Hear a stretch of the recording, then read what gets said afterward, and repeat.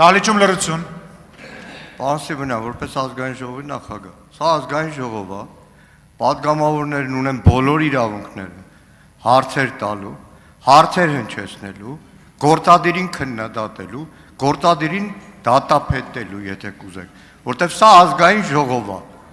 եւ իրավունք չունի որևէ գործադիրի պաշտոնյա, թեկուզ ուսանողական նստարանից հետո չկայացած ասպիրանտուրայով բարձր պաշտոնի, որ այստեղ պատգամավորների հարցերին գնահատականներ տա։ Շնորհակալություն,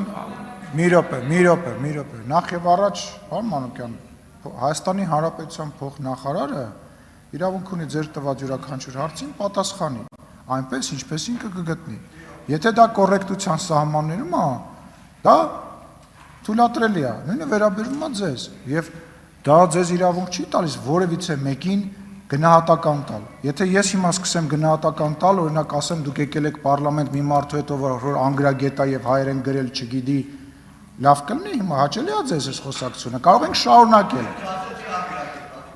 Չէ, բայց չի կարելի, ես էլ ավելի խորը կգնամ այդ խոսակցության մեջ եւ մենք արդեն փորձ ենք ունեցել, որ այդ խոսակցության մեջ դուք լավ իրավիճակում չեք հայտնվելու։ Ես ձեզ խոստանում եմ, որ չեք հայտնվելու։ Ոնց որ ես 5 տարվա մեջ չեք հայտնվել, էլի չեք հայտնվելու։ Հենց որ կոռեկտությունից ու ազգային ժողովի կանոնակարգից, կարգ ու կանոնից ներսում ով